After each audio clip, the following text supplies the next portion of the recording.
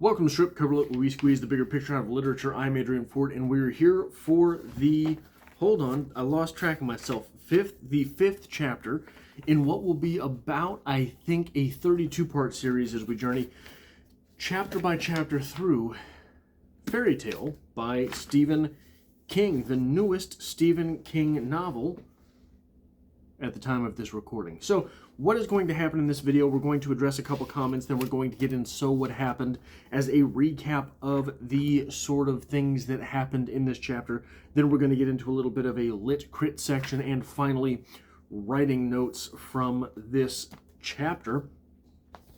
A. Blevins chimes in and says, Stephen King fans look for Easter eggs.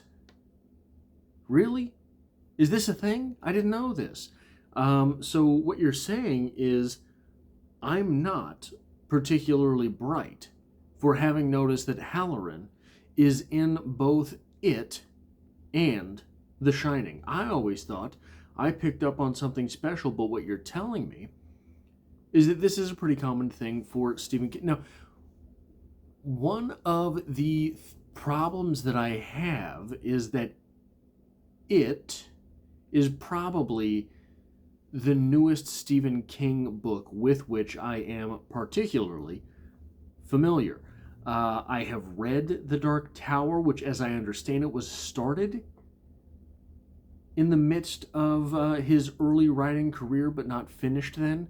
I don't know that for sure, but from what I understand, that's how it happened. He started it earlier in his career and finished it and published it later. But maybe I could be completely wrong about that.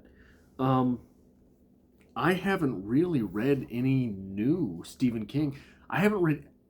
The 80s and 70s are basically my experience with Stephen King. So if there is stuff... And that is when he was emerging as a writer. I mean, he exploded with Carrie. He exploded onto the scene. But he was really building his career in the 70s and 80s. By the 90s, perhaps he had jumped the shark and was making references to his own books that I wasn't aware of. So when I saw Cujo mentioned in this, it really sent me aback. But further, Paul asks, why is the title written as a musical score? Now, what he's talking about here, this is backwards to you because the way the camera's set up in the phone, it actually, surprise, I'm actually much more handsome the right way, but backwards for you guys. I don't know if that is set up as to be written as a musical score. I think that possibly what's going on there is that is just a guide. If you look at older type texts, especially what you're mimicking there is the fairy tale stuff.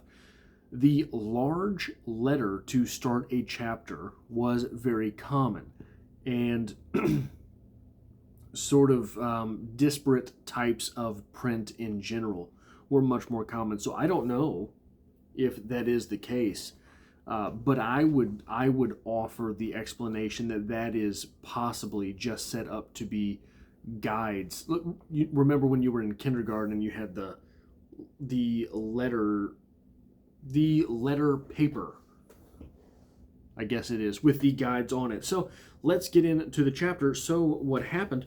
We open with a stuffs collecting scene. Collecting, well, stuff. Then Charlie cleans the windows as the chapter is off to just a banger of a start. Charlie gets home to have a serious talk with Dad, who says he's been snooping on Bowditch. Surprise, surprise, but it doesn't surprise Charlie. The house that Bowditch lives in was bought by an Adrian Bowditch in the 1920s. Probably, we are to surmise, who owned the ancient-looking rusted tools that Charlie found in the Bowditch house, labeled with the initials A.B. We're going to get back to this. Where are we at here? I lost myself. Dad wonders if the two will be stuck with the bills for the money they're spending, but Charlie is prepping the Bowditch estate for for his return when Bowditch calls and says he's going to pay Charlie 500 smackaroos per week, and the 200 that he owes you, just go ahead and take it all out of the flour jar in the kitchen, which it turns out has over $8,000 in it. Just saying. If Charlie were inclined, it's there. Also, small thing, Charlie has to swear secrecy from even his father. Not weird at all. Just something Bowditch requires. Good deal? Good deal. Moving on to the lit crit portion of this chapter, page 72, I came across this. We have there, as he is in the sort of library, the study of the house, there was a set of, nope, that's the wrong place. Where am I at here? Anyway, I lost where I was at. My markings were a little off here. I saw with real dismay that the ceiling had leaked and some of the books had gotten wet.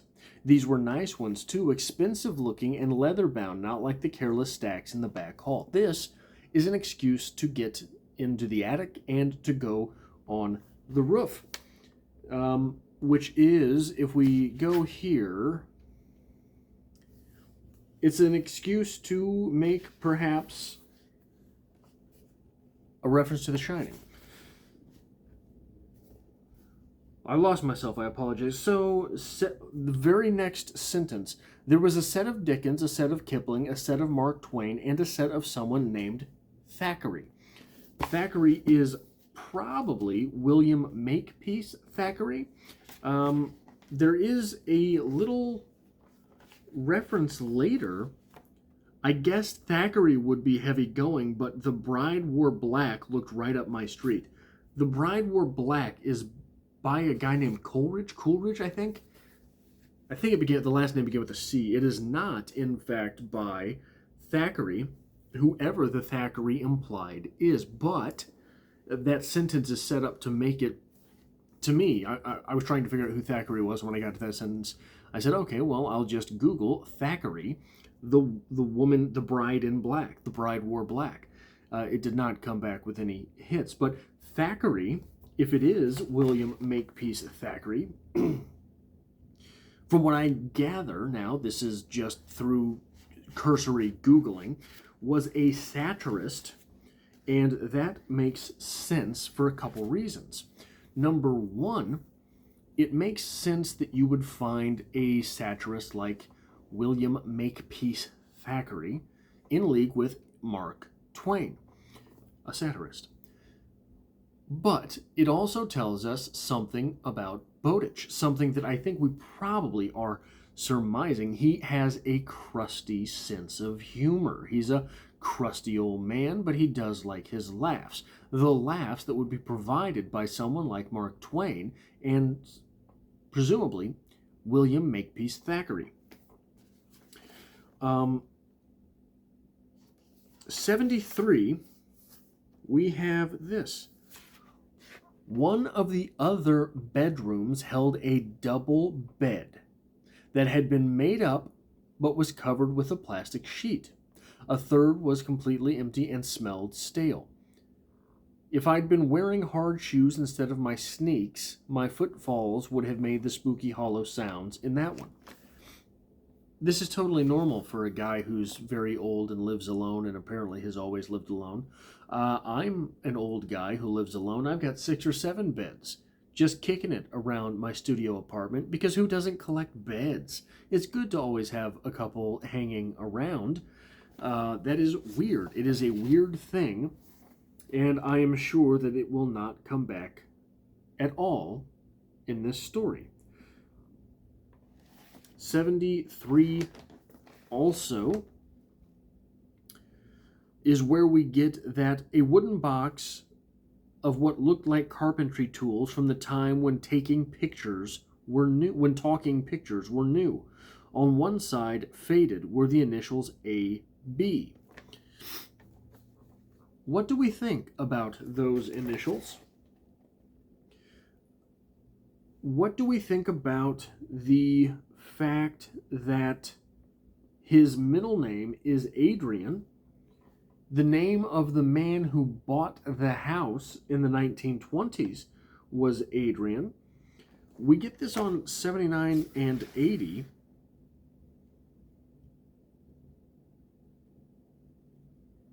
If he's got a car, you should be able to find a driver's license, Dad. That will say how old he is. He smiled and shook his head. Good try, but no Illinois license has ever been issued in the name of Howard Bowditch. And of course, you don't have to have a driver's license to buy a car. It might not even run. So what do we make of this? Do we think that maybe Howard Adrian Bowditch is someone who just goes by his middle name, and he was the person who bought the house in the 20s? There is conjecture between the two that Howard is the son or grandson of the individual who bought the house. It seems more and more likely, with the mystery springing up around Bowditch, that it is, in fact, him. 73 as well. Something needed to be done about the leaky roof, I thought, before the next winter arrived. Will he, while stacking supplies on the roof to fix the roof, will he get attacked by wasps? Will this be a Shining reference, a reference to The Shining? So I wanted to, I don't really want to make any political statements on this channel, but there's two things that pop up in this chapter here that, wait a minute, I think I missed something. I'm off today. No, I was right, I got it. There's two things here that I think are current political hot buttons that are worth sort of at least raising the idea of. On 76,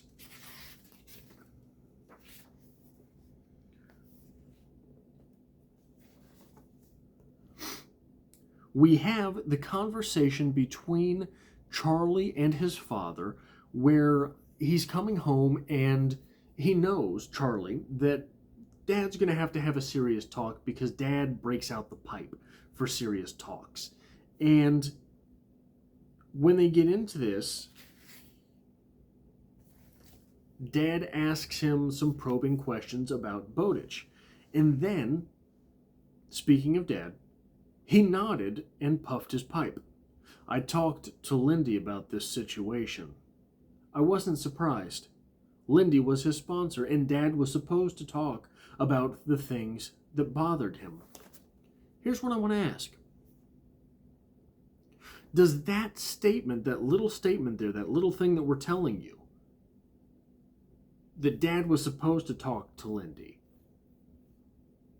does that strike you as superfluous?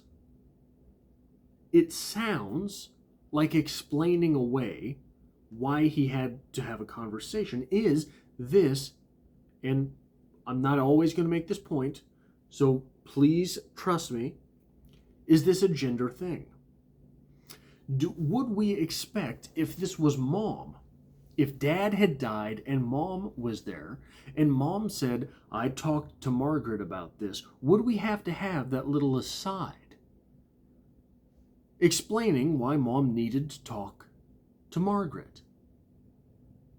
I think that's a very weird little detail to feel the need to include.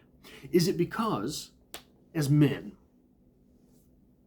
macho men, we're not supposed to have conversations about anything with anyone? God forbid our feelings, and God forbidding our feelings of anxiety or fear. Is that what's going on there? Dad has to have explained away this conversation because he's supposed to talk to his sponsor about the things that bother him. that makes it okay. This is a weird little and I promise, I'm not going to bring up these arguments often. In fact, I'm not even bringing it up as an argument as much as a conversation piece. Are we expected to have women in these dialogues, and therefore the explanation would not be needed on the page as to why the parent figure was worried for the child? However, when it's dad, we have to explain away the fact that he needed to get out these anxieties and these fears and talk them through with someone else. It's an interesting thing to think about, I think. Moving on. That is what it is. On 77, after the kissing page to the gender thing, we're going to go back to the Sigma grind set. And I think that is... So last episode, we talked about the Alpha and the Sigma and the differences between those two types of personalities. But when we really get into it, and this is only funny because it's so true, what is the meme about Sigmas? The meme about Sigmas, and memes are most devastating in the same way that humor is most devastating, in the same way that satire is most devastating. It is when there are hints of the painful truth at the bottom of whatever is being poked. The meme these days about Sigma personalities, about the Sigma male, is the Sigma grind set. What does this mean? The Sigma type personality, as we've established, is the type of personality who sets his or her own values as opposed to accepting the societal values. The societal values are the values that, when propped up, make a personality alpha. The Sigma type values are those values which are established by the individual and are pursued relentlessly by him or her. So remember, we used those ideas of superheroes last video, and one of the examples that we used was Captain America, Alpha, Iron Man, Sigma. Captain America joined the army, and the army is very representative of the societal values instilled en masse.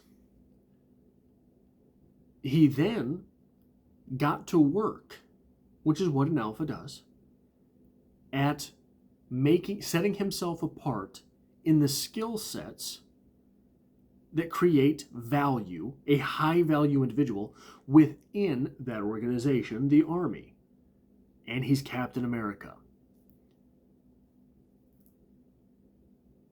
Money, not really mentioned. When you think of Captain America, do you think of his wallet? When you think of Captain America, do you think of him taking women on dates and driving fancy cars? What about Iron Man? Iron Man, the Sigma of that duopoly in the Avengers, sets his own values and pursues them relentlessly. This is from where we get the Sigma grind set meme. Now, it's memed to death because what we do is we laugh at the weird things people will decide are valuable and to grind towards. So, one thing that comes with that we don't really think about. It occurred to me after the last video. I was sort of musing through different Sigma type personalities, and it hit me. The Sigma types that you get always have money as well. You think about Wolverine, he's always traveling the world, he's always in Japan drinking sake. He's always at a bar, drinking beer, eating sushi. Those things aren't free. Do you ever remember seeing a scene where Cyclops is someplace in a bar paying a waitress? Obviously, Iron Man was rich. But there's another Sigma type personality that has emerged on the scene in the last couple of years. The Mandalorian. Very Sigma, right? Always grinding, has his own code, is a bounty hunter, for Christ's sake. Now, I want you to go back. We're 2 seasons in to that show. How often is the Mandalorian Din Djarin bumming cash off of someone? No, he's just earning money. And it's weird, he always seems to have enough money to get whatever it is he needs. Here, in this book, we made the argument for the budding alpha who is Charlie and the decrepit Sigma that is Bowditch. We have this conversation between the two. And this is something I mentioned in this video before, so it's not going to be revelatory, but Dad says, got a question for you, and I want you to think about it very seriously. Are we going to end up on the hook for this? The groceries, the dog meds, the safety bars? Don't forget the urinal, I said. Are we? Tell me what you think. He told me to keep track of all... he told me to keep track, and he'd take care of the expenses. This was half an answer at best. I knew it, and Dad probably did too. On second thought, strike that. Strike the probably. Then, later in the chapter here, on page 83, we have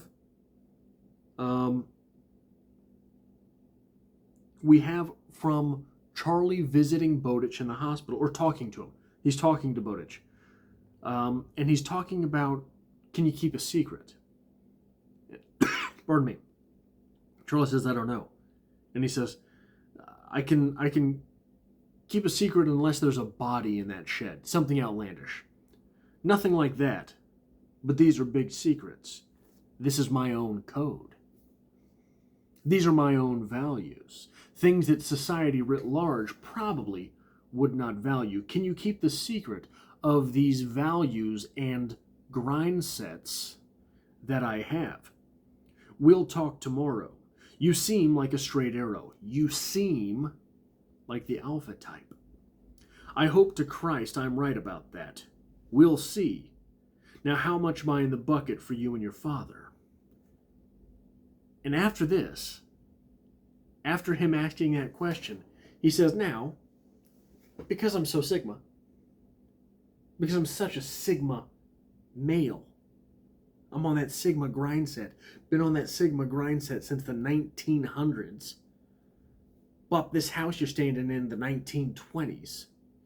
Because I'm so Sigma, I've got a flour jar teeming with cash. Straight cash, homie. Go ahead and take what it is take whatever it is you think you deserve. So you've got that moment. We have this fulfillment, sort of the Sigma type personality here. On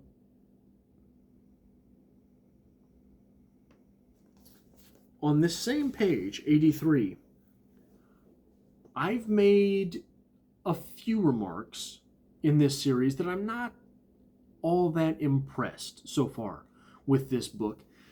And eventually, I'm going to get to why. But I need an example from this book to explain why. I could put it in words, but it doesn't make any sense unless I can give something in the book. However, the most impressive thing that I have come to in this book so far, I said, no politics. I'm not here to talk about politics. I'm here to talk about literature. I'm here to talk about books. I'm here to talk about short stories. I'm here to talk about poems. I'm here to talk about opening paragraphs. I'm here to talk about writer's quotes. I'm here to talk about all that stuff that you can find on this channel. I'm not here to talk about politics. Yours, mine, anybody else's, Stephen King's, don't care. But That said, I know a little bit about Stephen King's politics. If you've ever been near the Twitter machine, you too probably know a little bit about Stephen King's politics. He's very outspoken about his politics on that God-forsaken app. And the most impressive thing that I have found yet in this book is on page 83, we get this from Stephen King. He was comfortable with what Donald Trump calls the art of the deal, which meant he was comfortable overriding objections.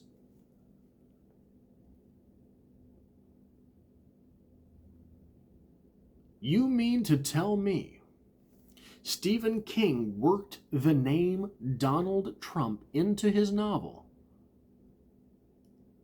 and didn't use it to slight the man? There was no bashing Trump there. There was a little bit of insinuation that Donald Trump is a bully, but there was no outright prodding that Donald Trump is a bully. Just this random sort of acknowledgement that Donald Trump, in writing The Art of the Deal, said, hey, don't be a pushover. Congrats, Stephen. You did not use your platform to just absolutely go off on the politics that you used the Twitter platform to go off on. Now, I'm not endorsing or rejecting these politics. I'm not endorsing or rejecting the other side. But that is a level of restraint that I did not expect to see in this book. Honestly, I expected at some point in this book there to be a very deliberate bashing of something political. So it was refreshing a little bit to see that. It was refreshing a little bit to know that Stephen King is in fact keeping himself out of this book, or at least thus far he has. The last thing I want to say about the Lit Crit portion of this chapter, we're doing this as a 2-chapter-a-week series. We're doing this as a live reading. I've never read this book before. I don't know anything that's coming. There are tons and tons. You've never seen literary references like this. You've never seen it. No one has these references. There are tons of references to books, to movies, to writers in this chapter, in this book so far, actually.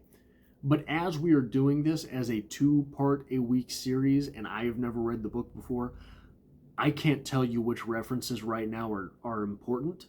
I can't tell you which references actually spell something for the future of this book. I can't tell you which ones to pay attention to. And honestly, most of these I'm not familiar with. Yeah, I've read quite a bit of Mark Twain. I don't know who Thackeray is. Maybe I've seen some black and white movies.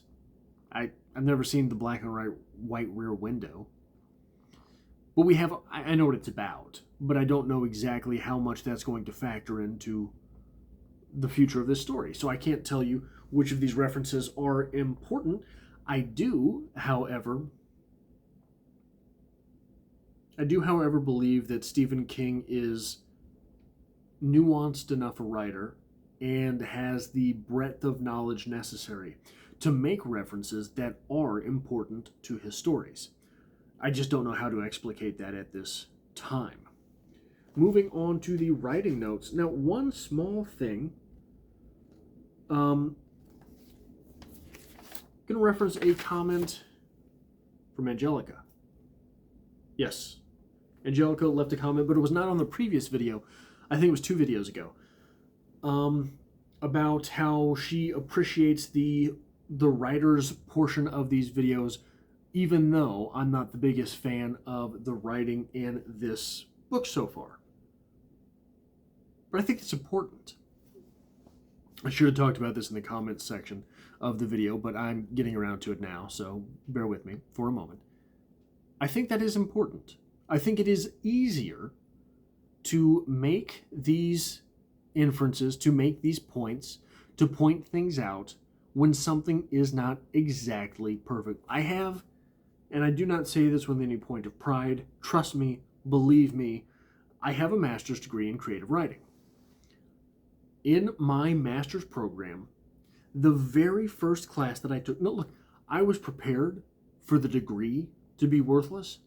I was not prepared for the classes to be worthless. The very first book that we had as writers, full of short stories to talk about as writers, was full of the absolute worst short stories I've ever read. They were apparently short stories from creative writing programs that had been nominated towards some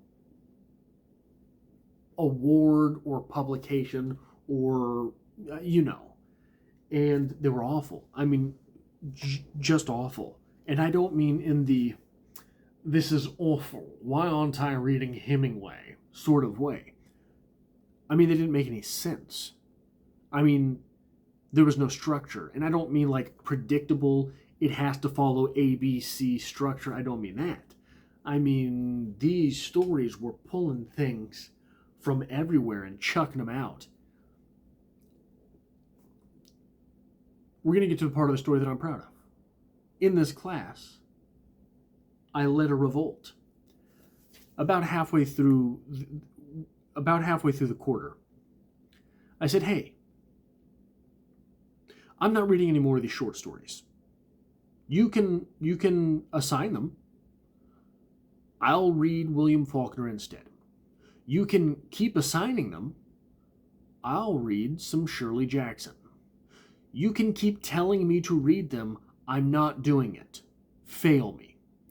Everyone else in the class felt the same way. We discarded the book. But the point of the book was that there was such flawed writing, we would have things to talk about. I didn't care. No one else did either. They were terrible stories. But I bring that into this. I mention that because I don't think this is Stephen King's best writing. I don't think that this is particularly tight writing in general. I think that the dialogue in this book is at times super cringy. That allows us things to talk about. So, because of that, on 71 and 72, the very first paragraph of this chapter reads as such, and I'm going to put it all out there. I'm going to read it because this will not make its way into any top 10 quote video on Stephen King you're ever going to see. We went to the hardware store to get a safety bar installation kit, then to Pet Pantry, where there was also a walk-in veterinary. I got heartworm chewables and carprofen for Radar's arthritis. That stuff is supposed to be by prescription only, but when I explained the situation, the lady gave it to me, only specifying that the meds had to be a cash deal. She said Mr. Bowditch bought all of Radar's stuff here, paying extra for delivery. Dad used his credit card for the safety bar kit. I used my own for the pills. Our last stop was the drugstore, where I bought a urinal with a long neck, a bedpan, the disinfectant I was supposed to use for the pen care, and 2 spray bottles of heavy-duty window cleaner. I paid for that stuff too, but not cash. I had a $250 limit on my Visa, but wasn't worried about that the card would be refused. I was never what you'd call a shop-till-you-drop type. Who cares? Who cares? That's stupid. You don't put that in. Stephen, you edit that out. That is not important. What you do, and what you did in The Shining for sure, you don't tell us that part unless there's character building to be had there. What you do is you jump straight to the safety bar installation scene. What you do is you jump straight to cleaning the windows in Bowditch's house. That is a clean cut. I'm gonna get it, that big point that I had. If you stayed 35 minutes into this video, you'll get it previewed now. I want you to show me your favorite scene from this book. It doesn't exist. At least through 5 chapters, it's not there. In it, you can talk to people who have never read the book. You can talk to people who have never seen the movie. In fact, I did it just this morning I did it to make a point. The woman that I was talking to this morning, familiar with Stephen King, had never read it, had never seen either of the movies, well, the TV series or the movie. She knew about the scene with Georgie and Pennywise in the gutter. She knew about that scene. It is so iconic. People who have never partaken in that movie or in that book know the scene. The Shining opens up. I'm 90% positive one of the opening scenes in the book The Shining is the same as the opening scene in the movie, where the car is traveling along that winding road and is barely making it up to the Overlook Hotel because it's kind of a rundown beater of a car. That's iconic. Even the wording in the book, you could see it so clearly. The scene in The Shining with the carpet. That carpet's in the book. So many of the absolutely iconic scenes from Stephen King movies that we know culturally were in the books. Stephen King is magnificent at creating a scene. Part of the way that you create a scene is that you take the things that the audience knows is going to happen and you jump straight to the thing happening. Here, the audience knows Charlie and Dad are going to be accruing all of these things. The audience knows Charlie's going to clean those windows and he's going to put in the safety bar. This middle here, Charlie and Dad accruing the stuff, that's the stuff you leave out. It's the stuff Stephen King has left out so brilliantly for so long in so many books. Why put it in here? Unless you got lazy. Unless you think your audience is that stupid as to not know that, yeah, Charlie and Dad had to go buy those things. Okay, so another personal story. I live in Kansas City. There was at one point a rather thriving indie movie scene here in Kansas City. One of the indie movie makers had me edit his script. The main character in the script was basically a mercenary. And he was hired to kill a guy. And for that job, he would have to pose as a limousine driver.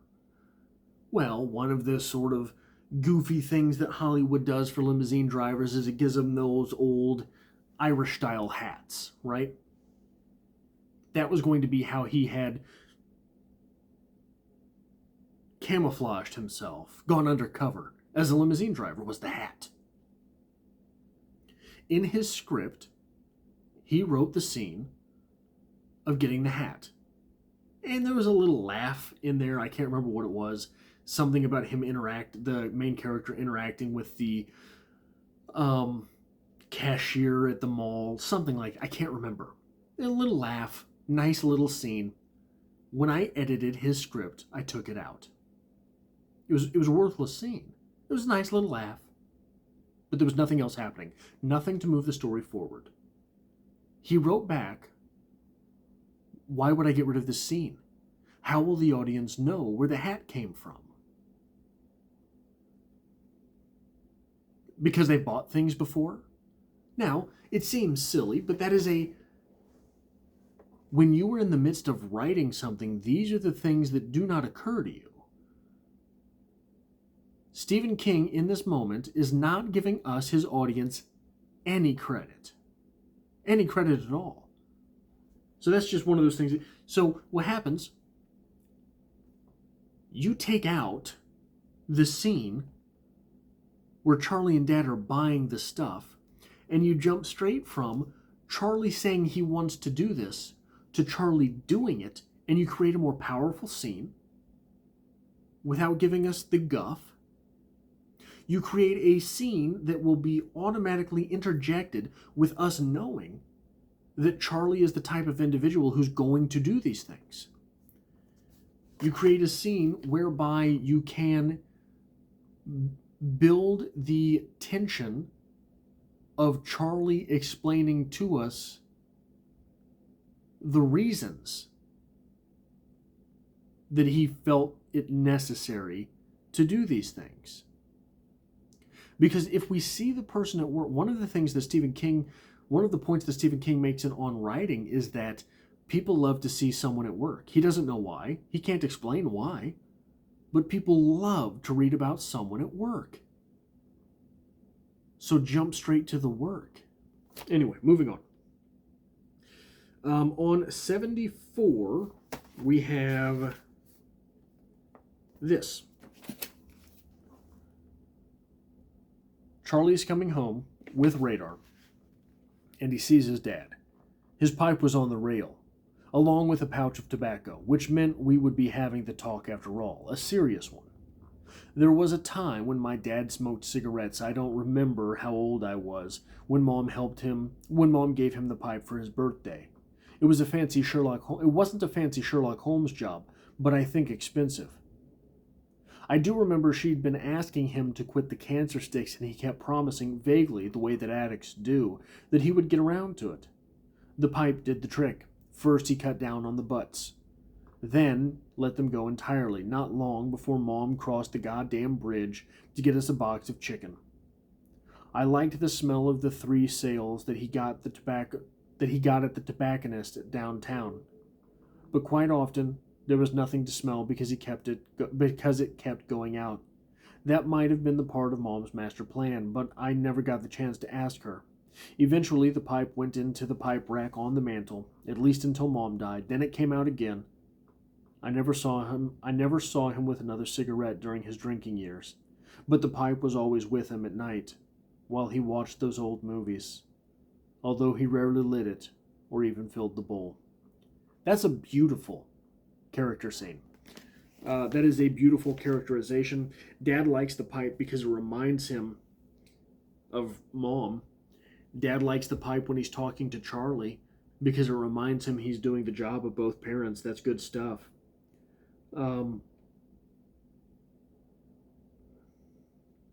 Especially because he does break it out for the talks. Once Charlie saw it, he knew the talk was coming. This is the type of stuff, by the way, that Stephen King is capable of doing.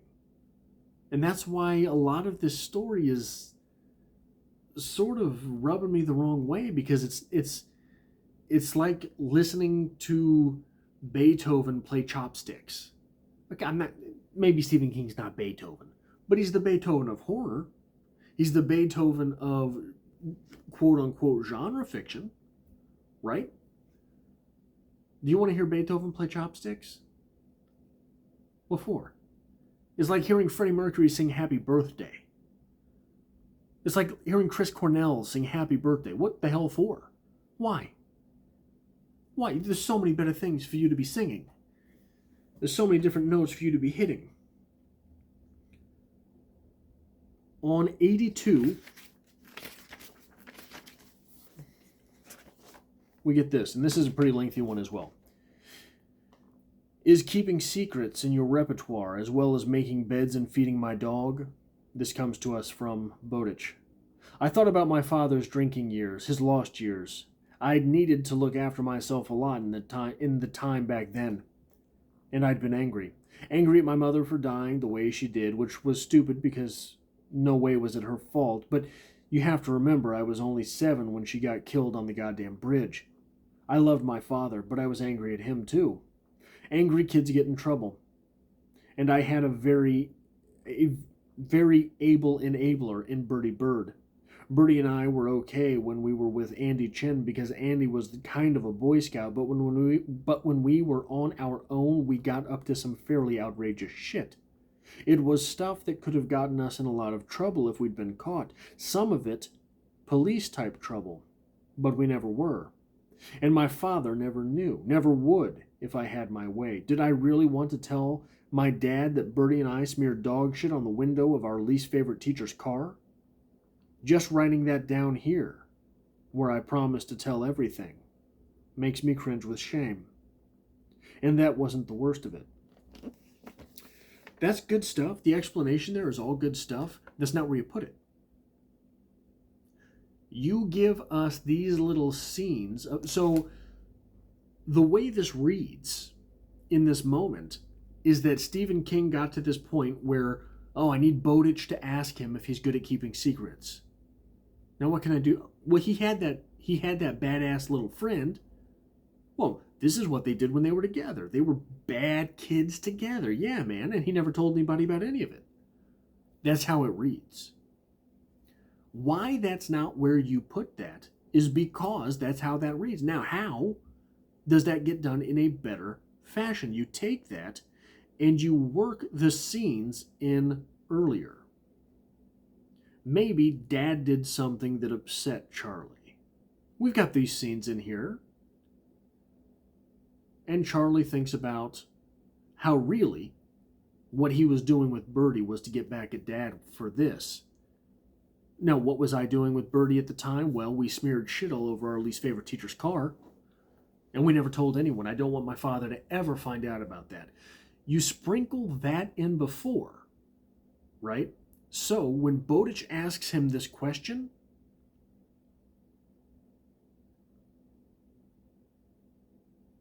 are you good at keeping secrets? And then Bowditch has to ask, Charlie, are you still there? We know where Charlie is in his head. In those moments, Charlie is searching his own memory of, I'm good at keeping secrets because I did some bad stuff. And then, from that reference, we understand Bowditch might be showing Charlie some bad stuff the way that Charlie was keeping bad stuff from his dad, who he was rebelling against because of the bad stuff that he was doing. And then we're in a Stephen King novel. If you pick up The Shining, and The Shining's my favorite Stephen King, so that's why I keep mentioning it. There is a constant sense of foreboding in that novel. Little moments like that are how you keep a constant sense of foreboding in a novel. And the last note that I have from the writing here, the last talking point that we have for this video, and there's probably no one left at this point, is another compliment to Stephen King. This is in their conversation, Bowditch and Charlie, about, can you keep a secret? And Charlie says, as long as it's not a crime, I said, then amended it. Not a bad crime. And Bowditch jumps straight to, can you come to the hospital around 3? Good dialogue is not about what's being said. Good dialogue is about what the people are thinking. By telling us what is said, you can show us what is being thought. Here, Charlie is trying to make a joke. Kind of. I can keep a secret as long as it's not a crime. What is not a bad crime? Can you be here at 3? We know in that moment that it's not about the question, can you be here at 3? Of course, yeah, that's important to the characters. It's not important to the reader. We don't give a damn if it's at 3, if it's at 2, if it's at midnight. It doesn't matter to us. What we care about is that Bowditch ignored Charlie's joke, is that Bowditch ignored the inference that it might be a serious crime, is that Bowditch ignored impending danger. Ignored it. He knows what's going on. He knows what's behind everything that's happening.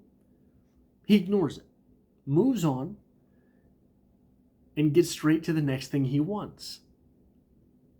That, by God, is the art of the deal. That is all I have for this episode. This is Wednesday, The next video will be on Monday. It will be chapter 6. This is going to be around a 32-part series, so I hope to have you back for that video as well.